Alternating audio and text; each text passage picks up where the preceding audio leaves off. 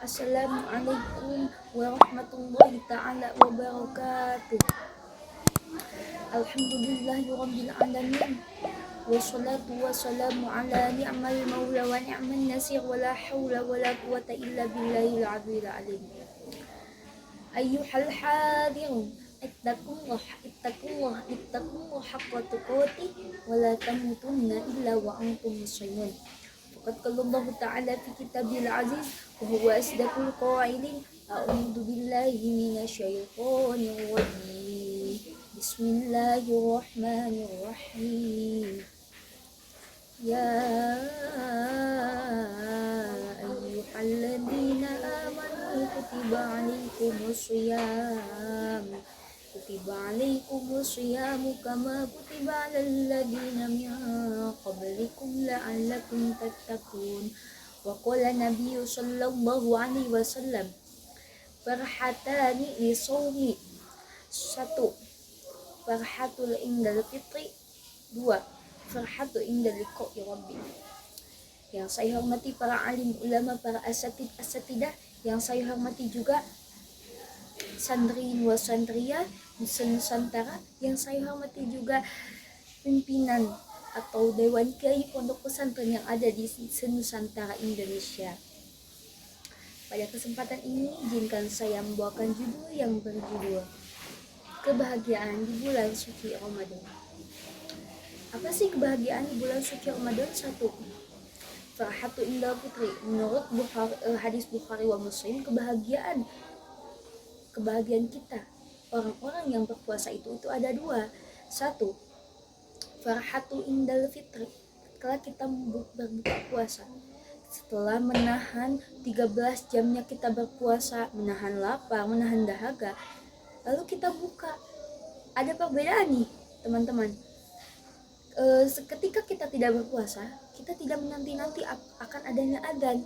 Tapi ketika kita berpuasa, kita menanti-nanti akan adanya adzan. Yang tadinya adzan maghrib itu tidak dirindukan, sekarang dirindukan. Kita menunggu adzan. Begitu nikmatnya. Waktu adzan tiba, kita memakan makanan yang 13 jam kita tidak boleh makan, sekarang kita boleh makan. Itu nikmat yang tidak bisa didustakan, yaitu qabi'ayyi ala'i rabbikuma tukadziban. Yang kedua yaitu farhatul liqa'i rabbi, yaitu ketika kita melihat Allah Subhanahu wa taala. Betapa indahnya Allah Subhanahu wa taala. Maksudnya dinafsirkan melihat Allah Subhanahu wa taala di situ adalah ketika kita nanti di padang mahsyar dengan panas-panasnya orang-orang yang kita sendiri lari di dalam keringat kita sendiri. Tapi Allah menjanjikan orang-orang yang berpuasa dia akan dilindungi oleh cahayanya Allah Subhanahu wa taala. Subhanallah. Banyak sekali pahala-pahala yang Allah lipat gandakan ketika kita sedang berpuasa. Bukan saja 2 kebahagiaan itu menurut hadis Bukhari wa Muslim, sudah sahih ya teman-teman. Tapi banyak pahala-pahala yang memang Allah lipat gandakan ketika kita sedang berpuasa. Subhanallah sekali.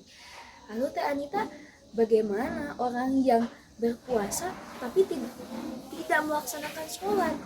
Dia berpuasa nih, tapi tidak melaksanakan sholat, bagaimana hukumnya?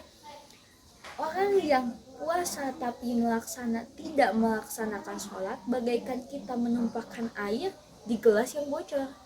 Jadi percuma kita melaksanakan puasa, contohnya seperti puasa, tapi kita ada yang nanya seperti ini. Jadi gimana cenakan kalau misalkan sholat itu tiang agama, sedangkan kita berpuasa seperti mestinya harusnya gitu.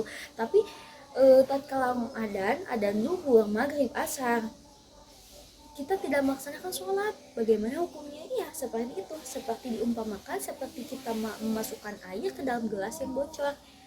Jadi tidak ada pahalanya sama sekali, tidak ada ganjaran amalnya sama sekali. Jadi antara sholat itu tiang agama yang kita wajib, dari syahadat pun itu sudah jelas ya teman-teman. Dari rukun Islam pun yang pertama pasti syahadat dulu. Yang kedua yaitu sholat dulu, baru zakat itu baru keempat. Zakat ketiga, puasa keempat ya. ada tuntunannya. Jadi yang harus wajib kita laksanakan itu sholat dulu teman-teman ya, sholat dulu. Oh berarti boleh bisa boleh kita melaksanakan, tidak melaksanakan puasa tapi melaksanakan sholat ya. Ya itu puasa itu memang, sholat itu memang kewajiban kita sebagai umat muslim, puasa itu juga kewajiban kita. Jadi dua nana harus sinkron ya teman-teman, harus seimbang. Sholat harus, puasa juga harus. Apalagi bulan suci Ramadan itu hukumnya wajib ya teman-teman, wajib. Jadi bagaimana niatnya? Niat yang wajib berbeda dengan niat yang sunat. Kalau yang wajib niatnya harus dari malam hari ya teman-teman ya. Seperti kita kalau misalkan perempuan pasti harus punya kodoan ya, pasti kalau misalkan head punya kodo. Nah wajibnya itu yaitu niatnya harus dari malam hari. Beda dengan puasa sunat. Kalau puasa sunat atau Senin Kemis seperti saya misalkan lupa niat puasa sunat di pagi hari baru inget nih, aduh kan anak mau puasa sunat, ingatnya jam 7 belum makan apa-apa, silakan niat dari itu, tapi dengan syarat tidak punya kodoan dulu ya teman-teman. Jadi kita harus mendahulukan apa yang diwajibkan. Maksudnya contohnya seperti gini, kita melaksanakan sholat duha sedangkan kita mempunyai kodoan duhur, asar, maghrib, itu tidak boleh ya teman-teman ya. Jadi harus didahulukan dulu yang wajibnya dulu, yang kodonya dulu, nanti setelah itu boleh kita melaksanakan yang sunat-sunat ya teman-teman ya, seperti itu. Lalu kesimpulannya bagaimana? Kesimpulannya adalah kebahagiaan di bulan suci Ramadan itu sebenarnya sangat banyak. Tapi yang dijelaskan oleh hadis Bukhari wa Muslim adalah ada dua, farhatul indal fitri ketika kita berbuka puasa, dan farhatul indah liqa'i rabbi ketika kita melihat Allah Subhanahu wa taala, zat Allah yang memang lam wujud bila makan, tidak ada wujud dan tidak ada tempat gitu ya teman-teman ya. Jangan, kalau misalkan ada pertanyaan boleh di bawah komen ya teman-teman. Kalau misalkan ada pertanyaan yang memang kak kok gini gimana ini hukumnya gitu ya, atau tanyain kepada ustadz di rumah atau ulama-ulama besar yang memang sudah tahu hukumnya bagaimana ya teman-teman. Kalau misalkan boleh mau tanya ke Anita aja ya, nggak apa-apa ya, komen aja atau lewat sosmed aku ya, Anita El Ashifa ya teman-teman ya.